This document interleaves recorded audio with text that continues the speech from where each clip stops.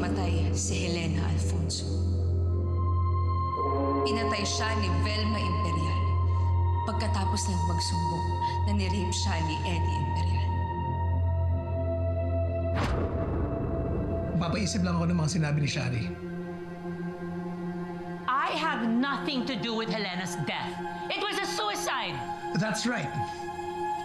Yun yung sabi sa investigasyon noon. Pero yun lang ba talaga ang nangyari? Wala ka talagang ginawa nung nalaman mo na may nangyari sa amin ni Helena? How dare you doubt me? How dare I? You asked me about Helena before. Oh, now I'm asking you the same question. Masama ba yun? At masisisi mo ba ako? Nakita mo yung video, di ba? And plus the fact that you made her sign a document para hindi siya magsalita. Because I didn't want a scandal. She saw me at the roof deck. But I know, and God knows, that I didn't kill Helena. Please, please. Find your way out. How about this? Ito, di ba obvious that my husband had an affair with this woman? This is the affidavit of your statement na nagsasabing walang katotohanan yung claim ni Helena na sexual abuse laban kay Eddie. Pag pinirmahan mo to, lahat ng mga pinangako ko sa'yo, gagawin ko. You will be my successor. Paano po si Helena?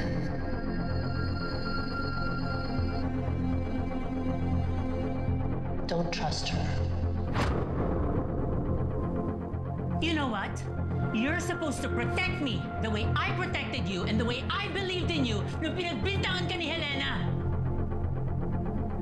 After all, sa'yo nag-umpisa lahat to. Ikaw ang punot dulo ng gulong to.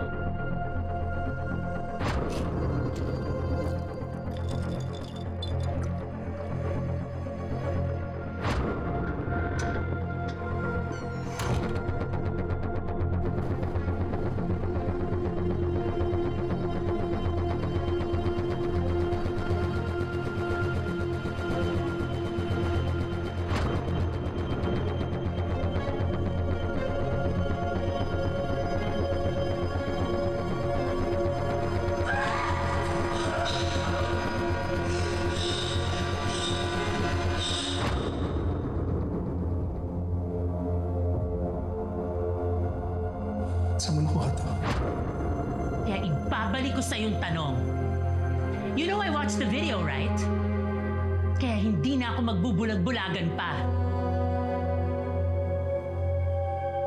You raped Helena, didn't you? What are you saying? That I need to force a girl to sleep with me? Is that it? No! You know very well that it's not about your charisma, my dear husband. It's about you exercising your power. Kasalanan ko kasi to eh. Because you can't be more powerful than me and your mother. Kaya pinipilit mo yung sarili mo sa iba. No! Sige! Sige, subukan mo! I thought so. So now, you do something about this para matapos sa tong gulong to.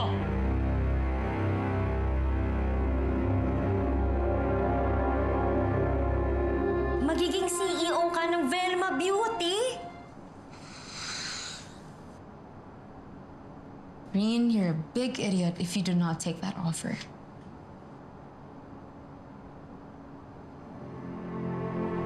Shari, gagawin nila akong pake. And so? Reen, soon enough, you'll be the one who's gonna call the shots. Kasi you're the CEO na at wala silang magagawa.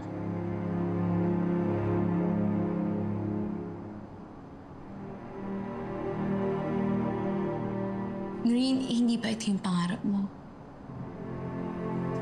Yung naging successful? Ito na yun, oh. Binibigay na sa'yo yung shortcut, Reen.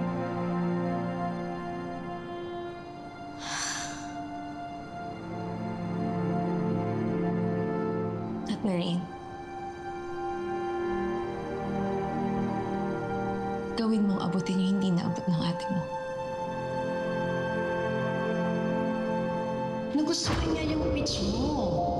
Gusto kanya magtrabaho para sa kanya. Matutupad na ang pangarap mo, ate. Natin, Noreen. Mga pangarap natin. Ganda! Mukhang sanay na sanay ka na. Gumagawa talaga kami ni ate ng sabon dati. Hindi nga lang kami high-tech, wala kami cutter. Pangako ko po sa inyo. Magtatapos ako ng pag-aaral katulad ng sinabi ko kay Ate Helena. At darating ang araw, hindi lang tayo dito sa kalsada magbenta ng sabon. May award po sa Korea ang anak niyo. Best Product Award. Yung Glow Serum ko. Talaga po? Salamat po.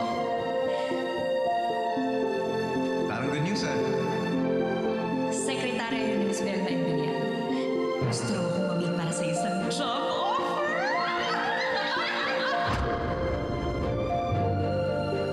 Who's she? Helena, my sister, ang naging inspirasyon ko sa Healing Helena.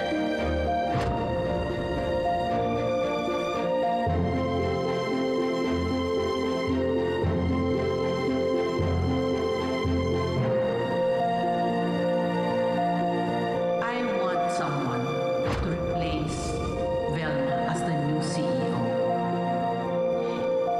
And I want that someone to be you.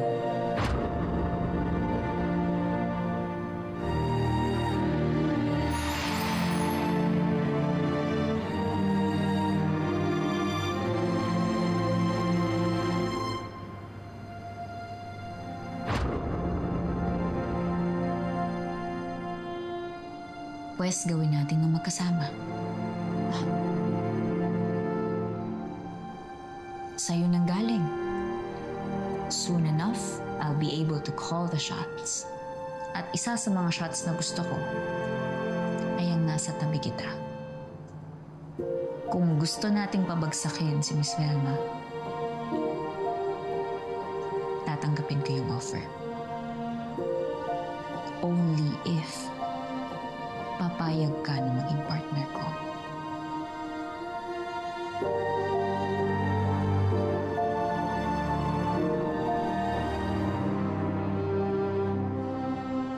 So, you mean we're gonna take over Velma Beauty together? Ipapakita natin kay Velma Imperial na naagaw na natin ang lahat ng pinaghirapan niya. We will rule Velma Beauty together.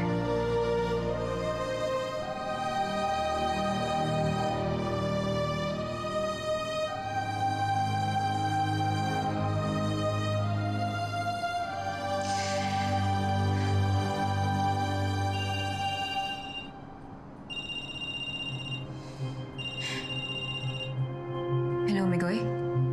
Kamusta? Anong balita kay Alex? Nakita na ba siya? Mawala si Alex?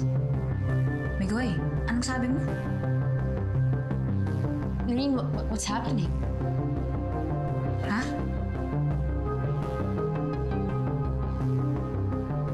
Oh, sige, magkita tayo. Noreen, Kikitain ko si Migoy sa bar ni Alex. sama ako sa'yo. Hindi na, Shari. Dito ka na lang. Mas safe ka dito.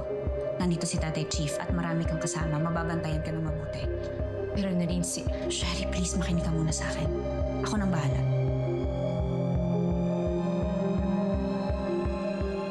Okay. Just make sure that Alex is safe.